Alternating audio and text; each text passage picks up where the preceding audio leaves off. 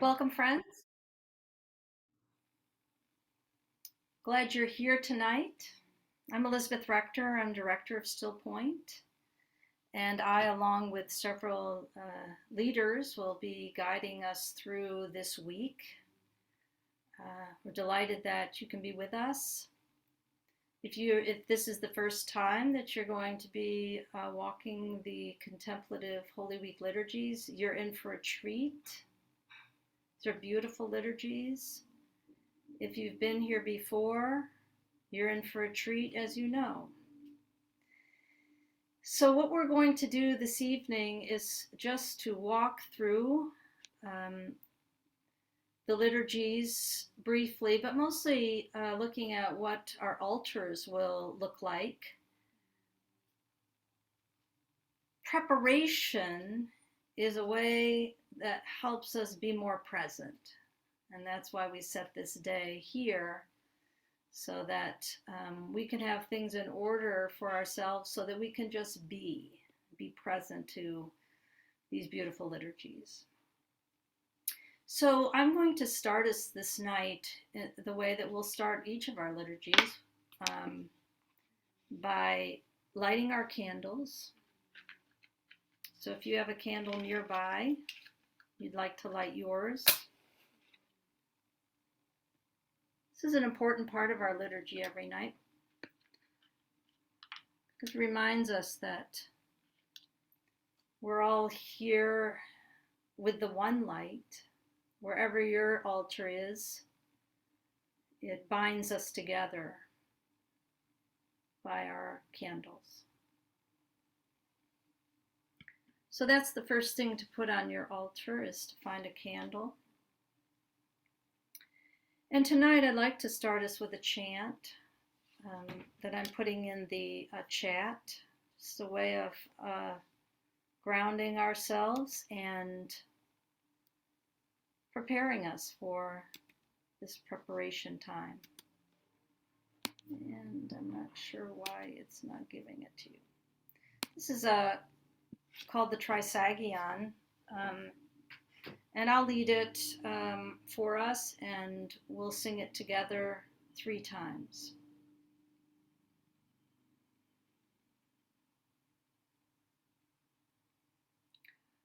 Holy God, holy and mighty, Holy Immortal One, have mercy upon us. Holy God, holy and mighty, Holy Immortal One, have mercy upon us. Holy God, holy and mighty, Holy Immortal One, have mercy upon us.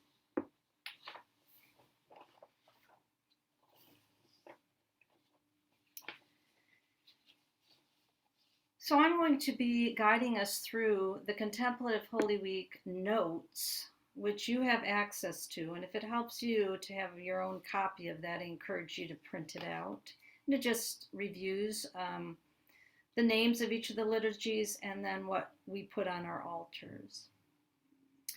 Just to say a few things about these liturgies, they've been around for a while, but a lot of people don't have access to them because most of us have communities that we celebrate Holy Week with. So it's hard to find a way. We don't want to replace those liturgies. So it was the gift of the pandemic that actually allowed us to put these on Zoom and offer them, because many people didn't have access to their church or their liturgies. And so these were introduced, and it's been a great gift.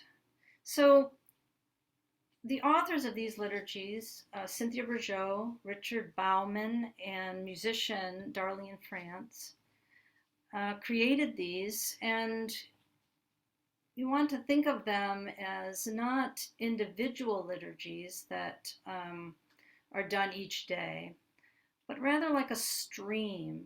They're all connected by the current of the Christ life, and they fold into each other. These liturgies come to us. I want to read a quote from Cynthia Bourgeault about their vision of this. She writes, "Given the right kind of conditions, is it possible to enter Holy Week from the inside rather than the outside?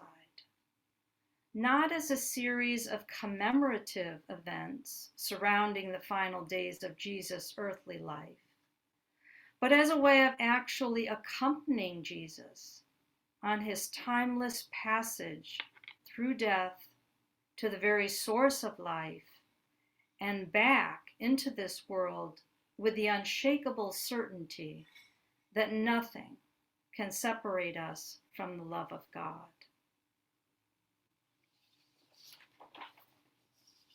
So an inward journey that we're on. And to help assist us with this journey, there'll be a good bit of silence. They're grounded in silence. And they're intended not to be displacing anything, but to be a counterpart to the liturgy. So it's a central part. There'll be silence in each one of the liturgies, and sometimes an extended period of silence. Still Point also is offering centering prayer prior to the liturgies, another way to ground ourselves in the silence and preparation. Those centering prayer sits begin at 5:30. The liturgies will include chants, readings, and silent meditation.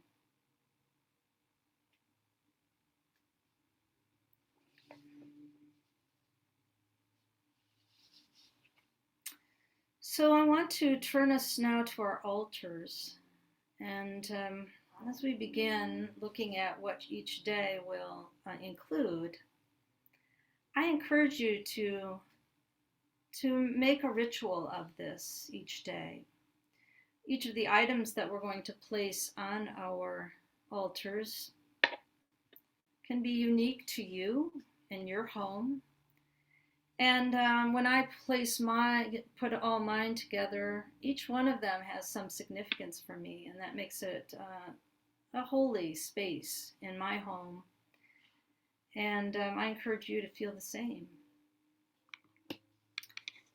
One of the wonderful things about doing liturgy this way is we all have our own altar. There's not somebody standing up and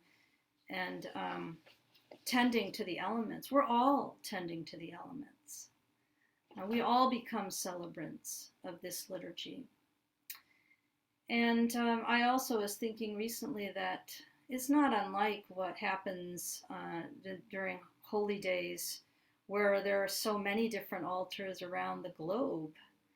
And we're sort of imitating that, adding more altar space to the planet. I think that will help the planet. So we begin on Tuesday. They're called Vespers. Tuesday and Wednesday are called Vespers. They're not traditionally part of the Holy Week Triduum celebration, but they are ways to prepare us for what's coming. Prepare us in body, mind, and spirit to begin this journey. So Tuesday is the ablution and absolution liturgy. And we will, of course, have our candle to light together.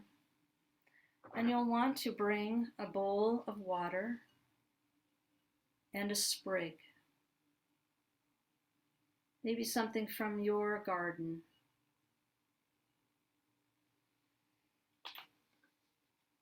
This liturgy is taken from an ancient monastic liturgy, and it is helping us create an intentional, sacramental vestibule for us to enter this Holy Week. And so we will purify ourselves with ablution and absolution.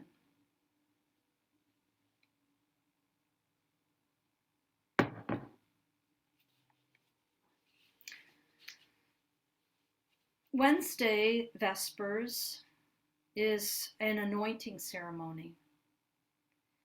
And it focuses on Mary Magdalene and her part, her central place in the Paschal mystery.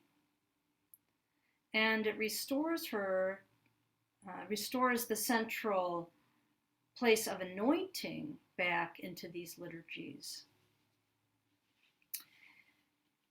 So you'll want to have some oil.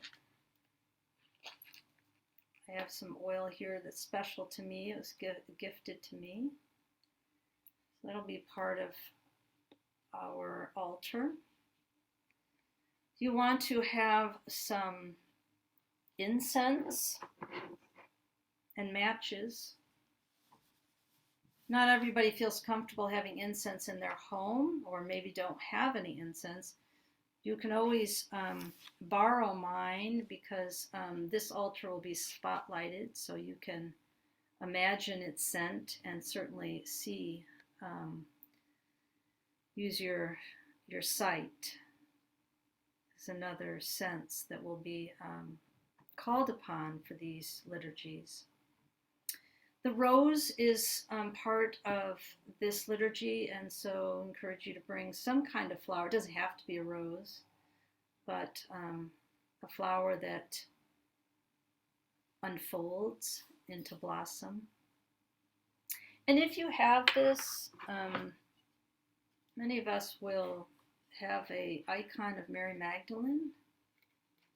Again, if you don't have one, you might print out one for your altar, or you can borrow this one.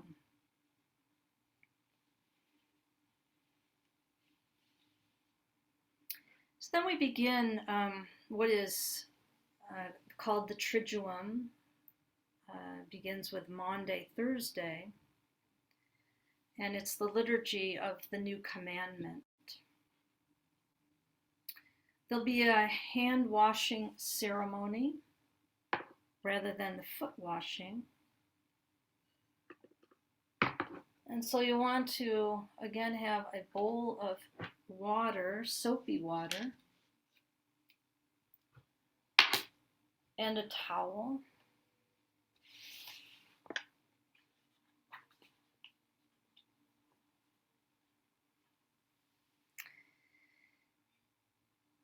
So we'll begin with that liturgy of the washing,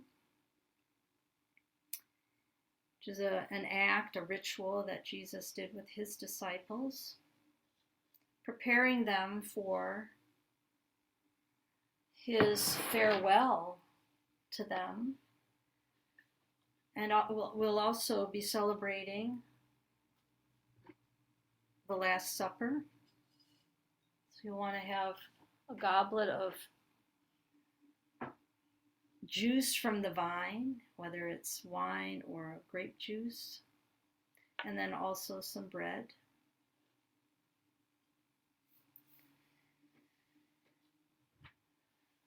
The service closes with some silence. Often Maundy Thursday vigils are kept in some cases, throughout the night into Good Friday.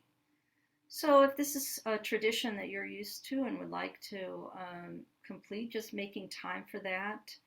We'll hold a shortened vigil for about 10 minutes, and then we will close this space, but you could continue.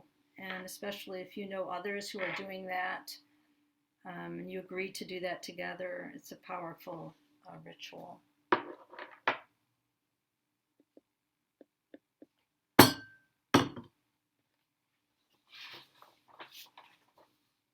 Friday, we begin at 11:45, and there are several meditations throughout the afternoon. And if you can be at all of them, it is a powerful experience. But if you can't, you can only be a portion of it, that will be edifying for you, I know. So the first half hour, 11:45 to 12:15, is simply a silent meditation, remembering the moment in which Christ was placed on the cross. We take a break, and then 2:30 to 3:30 we come back again, remembering the moments of Jesus' death upon the cross. For these liturgies, we encourage you to have some type of cross. And there's another piece of the liturgy that asks you to bring a small cross and something to shroud it with. Again, all of these pieces, as you pick them up in your house and secure them, just knowing the special meaning that they would have for you. It adds a sacredness to your altar.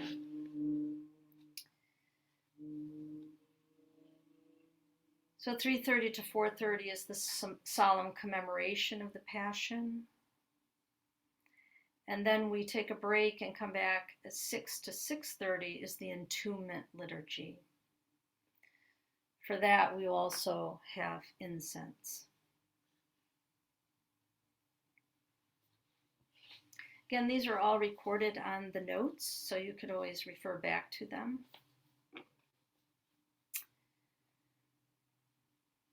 Holy Saturday, we have a liturgy that begins at 5:30. There'll be no centering prayer that day on Saturday.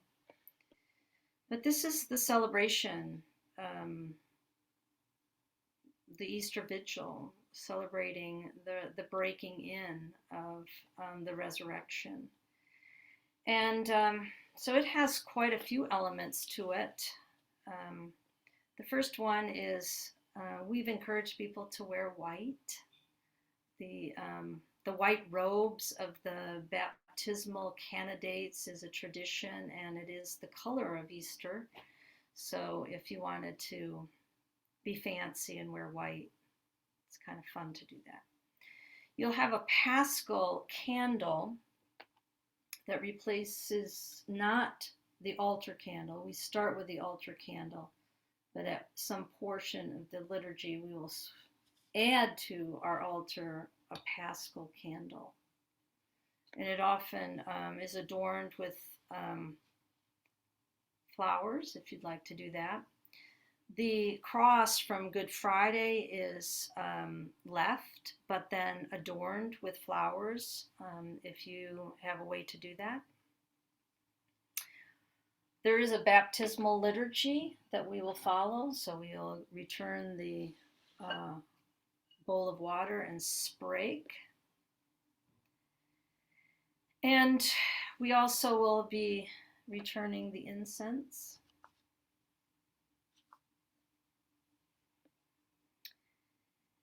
And as I mentioned, you can adorn your cross or have a large vase of flowers to add to your altar. And then there's traditional at the Easter acclamation for bells to be rung. And at this particular time, we're going to unmute everybody. And if you have a bell like this, which we use to keep time in the liturgy, we invite you to bring your bell, or if you have keys or just a regular bell, so that when we say the acclamation, we'll all be ringing unmuted in a cacophony of sound, ringing in the resurrection. This is a longer service. It lasts from 5:30 to 7:30.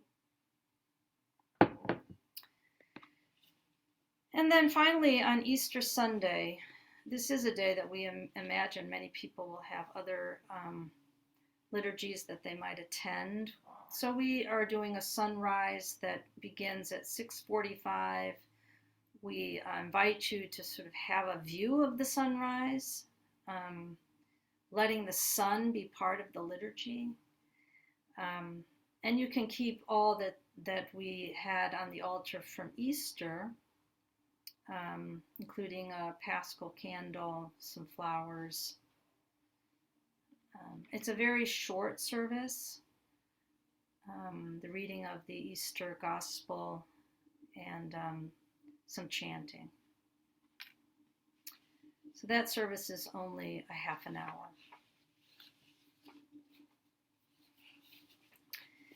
Each one of these liturgies will be recorded, but if you can see your screen right now, it just will be the leadership will be in view. So no worries about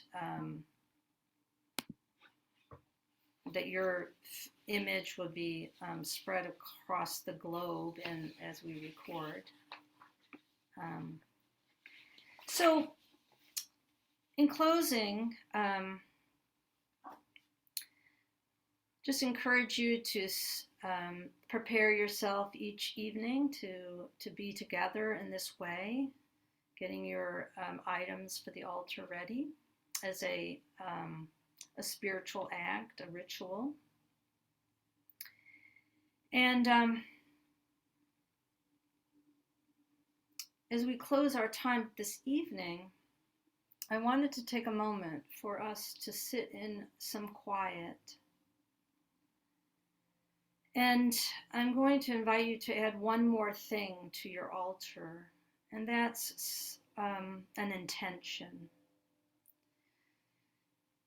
An intention that you bring to this week. Something in your life, someone in your life maybe, who you could dedicate this week to these prayers to.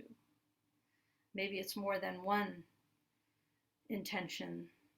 And bringing something to place on your altar that represents that intention.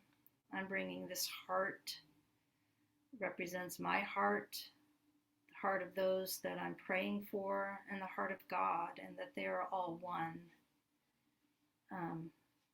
So I'm just going to have us take a few moments of silence and maybe listening for your intention that you would bring to this week. So let's begin with quiet, and then I'm going to close us with a chant, and you'd be welcome to join me.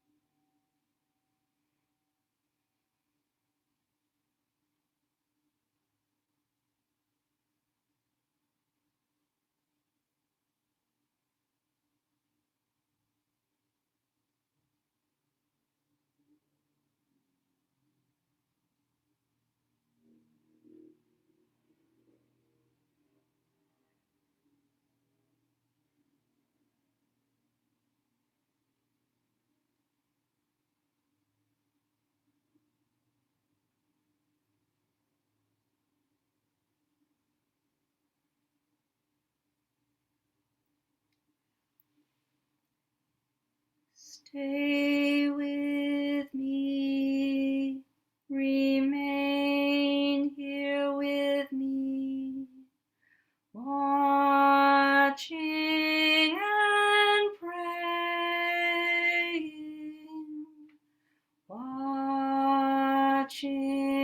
and praying.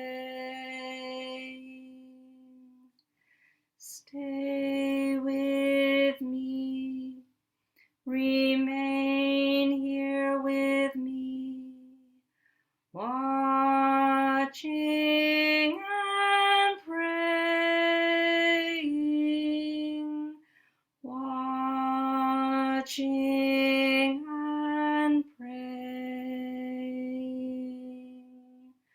Stay with me, remain here with me, watching and praying, watching and praying.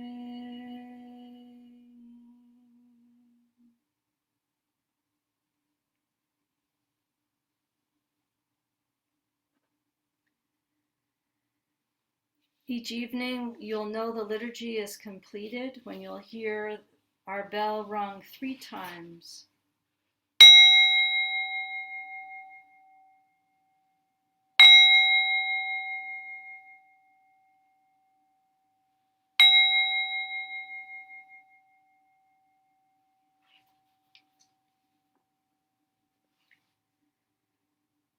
Blessings, friends.